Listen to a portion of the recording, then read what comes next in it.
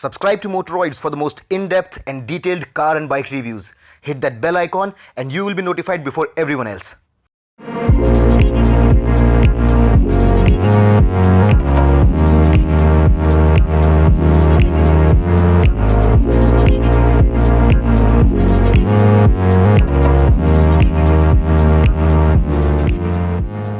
Hey guys, welcome to Motoroids.com, and I have finally ridden the BMW G310R and I'm going to cut to chase without wasting any of the time.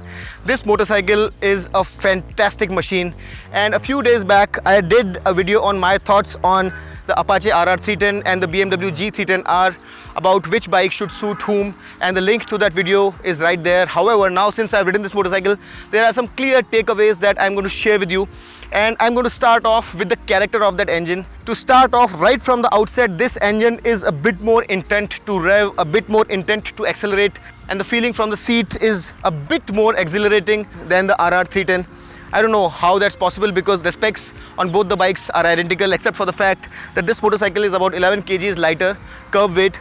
But when you ring that throttle, the response from the throttle and the way this thing accelerates somehow is a bit more dopamine inducing, and I really love the way this bike lunges forward into the horizon. It simply is that wee bit better in terms of giving you that thrill, that exhilaration, and that's something that I have to give to this BMW. It really makes you very connected to the road, and it feels more compact, a bit more ready for action, very agile, very nimble, very ready to being thrown around from side to side while you're cutting through the traffic especially. The other important thing that I noticed was that the vibrations on the foot peg and on the handlebar are lesser than on the RR310, and that's one question that you guys have asked us, and the simple answer is the mild vibrations on the RR310 are absent here. However, there are some vibrations on the tank after 6,500 RPM. So in essence, the G310R is a bit more refined than the RR310.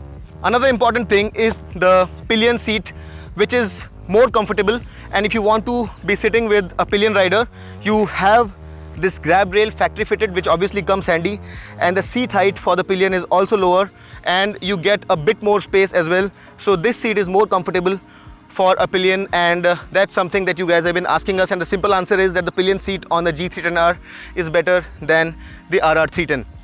From what I have been told by the BMW officials is that the reason why the G310R feels more refined is that it runs lower tolerances, and it's been built to a finer specification, and it's built on a separate line. So essentially the componentry on this one is very slightly better than that on the RR310, and if you ride it hard, it's quite evident.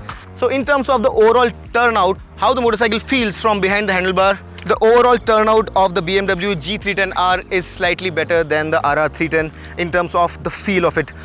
I also lifted the front wheel of this motorcycle quite a few times, and I really think that it's a phenomenal motorcycle to take that front wheel up. The exhaust note is pretty much the same.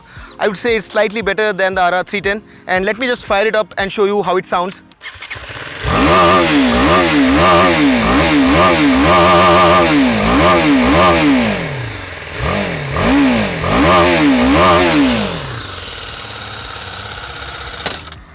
It feels ever so slightly, ever so mildly more intent to rev, slightly smoother on the upper rev range, and that's the difference that you feel when you're ripping it, taking it to its red line of 10,000 RPM and beyond. It goes all the way up to 11,000 RPM where the limiter cuts in. This engine doesn't have any reservations about being revved very hard, and it would really want you to hold it by its collar and abuse it, because the componentry and the way it's been built, it really gives you the confidence to ride it very, very hard on the road.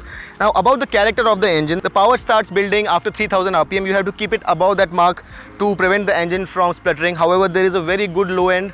The meaty mid-range, as is the case with the RR310, is very, very evident, and it goes all the way up. So in that sense, the engine is very linear. However, there is a step up in power, and the wild character of the engine comes to 4 after 6,500 RPM, although it's very, very usable within the city as well.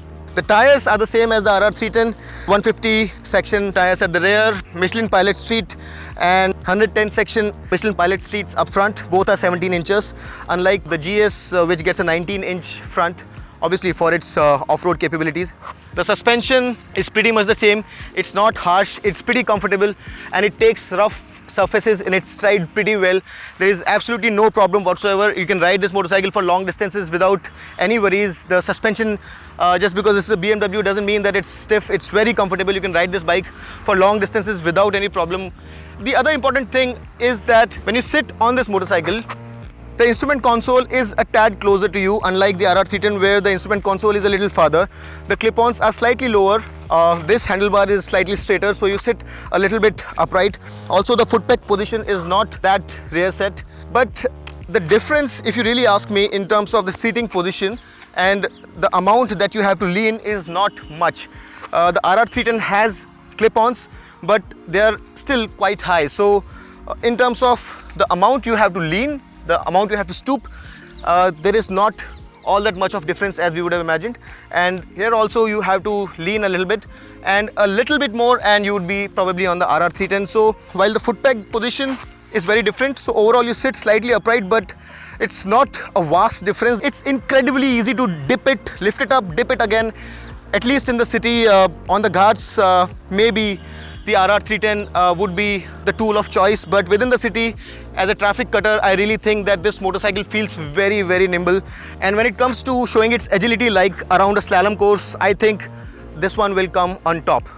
You can trust this motorcycle even at the limit. The brakes are sharp and the suspension holds itself very, very well over a variety of surfaces.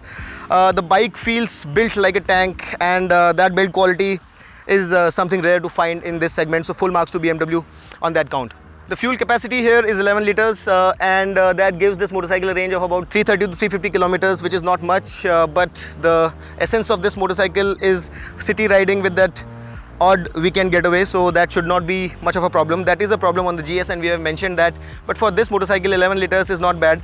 The instrument console here is the same as the GS and it gets all these telltale lights including turn indicators, low fuel, high beam, neutral, error, ABS, low battery and engine malfunction. Along with that, this LCD display gives you a sea of information including fuel gauge, this is the tacho, gear indicator, the time, speed and a variety of readouts including distance to dry and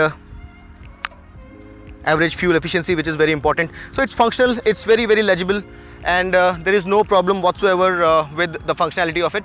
However, the Duke, as I mentioned before as well, comes with a colored TFT display which is superior and there is no running away from that fact, but from a functionality perspective this screen is also quite useful. Also, the switch gear is the same as the GS and unlike the GS, this doesn't have a switchable ABS, so the GS has a button for turning ABS off at this position, but this one doesn't. Apart from that, there is a pass button here, low beam, high beam, turn indicators, this is the horn and you have an engine kill switch and the starter button here. You also have these bar end weights and everything here seems very well finished. There are absolutely no rough edges.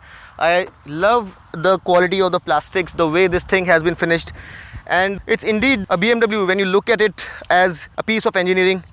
And it's not just the way it looks, it's the way it rides as well. It is going to give you that slightly distinct experience which makes a BMW a BMW. This motorcycle is offered in 3 colors. You have this red here, you also have a black and you have a pearlescent white with the BMW graphics. And it retails for an ex-showroom price of 2.99 lakh rupees ex-Delhi. Which is slightly on the steeper side if you really ask me, because that's more expensive than the KTM 390 Duke, and the G310R sells for a lesser price in European markets as compared to the 390 Duke. So they have kept a big difference as compared to the RR310 so that there is no direct clash, but it's still quite expensive if you really ask me, despite that build quality and the way it feels.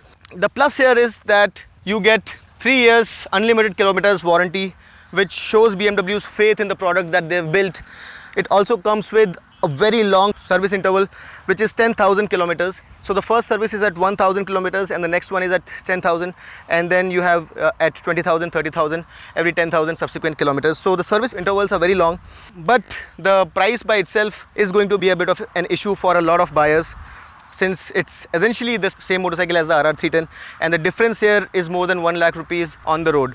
Another small issue with BMW is that they don't have a very strong service network, and if you don't have a BMW showroom or a service network in your area, then buying this motorcycle will mean that you'll have to travel all that much distance to take this motorcycle to the service station and get it repaired, which by the way is going to be again a bit more expensive, although not as frequent as the RR310.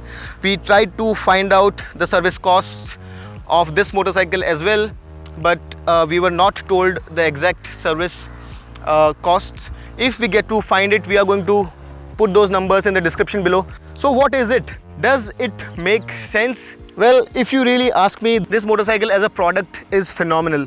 It really fires up the motorcycling instincts in you. It's got that wild side to it, and it really wants you to ride it hard. Although it doesn't have a fairing, but you can take it out for long distance riding as well. It suits the urban setting very well. It's fit for the highway. As a product, it's fantastic. I really think that once aboard, you're going to love this motorcycle and you're going to ride it very, very hard, and you're going to love every moment of it. The price in the Indian context is a deterrent, and everybody knows that. And despite being slightly less refined and maybe not exactly as dopamine inducing as this one, the RR310 also is quite a fantastic machine. It's a fabulously built motorcycle, and with the discount that motorcycle offers makes life for this motorcycle a bit more difficult. Now, who this motorcycle is for? Well, first and foremost, you should not be worrying about the money if you want to own this motorcycle. So that badge, if you want exclusivity, this motorcycle is expensive and it comes for a price. So if you want to look different and don't want to be lost in the crowd, you have to pay a price for it, and that's the first criteria. Those extra 1 lakh rupees should not pinch. B, for shorter riders, this motorcycle is a boon since the seat height is much lower. So even riders of a height of 5 feet 2 inch, 5 feet 3 inch should be able to ride it without any problem. And the riding posture is a bit more upright and should suit a wider variety of the Indian audience. So that's another plus for this motorcycle. Finally, I believe that in the urban setting, this motorcycle is a bit more nimble, a bit more agile, and a bit more usable than the RR310. And it's very, very evident when you are slicing through the traffic. It's easier to dip down and bring up, and with a lack of that massive fairing, it makes it feel a bit more compact, a bit more usable than the RR310. So as a product, a fantastic machine. It really fires up the biker in you, and I absolutely love it as a product. I think that it's slightly overpriced, and even with that, I think from a sheer engineering perspective, this one has a slight edge over the RR310, and I absolutely love this motorcycle. If you have the money, go ahead and buy it, especially if you're going to be using it within the city setting. It's an absolute hoot, and I would absolutely ask you to go out and take a test ride of this motorcycle. It is built phenomenally well. So those were my thoughts on the new G310R. I hope that I was able to answer most of your questions. If you have any further questions, please put those questions in the comment section. I would love to answer them. If you like the video, do hit the like button, share it with your friends who might be interested in this motorcycle. Subscribe to Motoroids. Don't forget subscribing to Motoroids. And until next time then, this is Amit Changani signing off. Rev hard, rev free, and ride safe.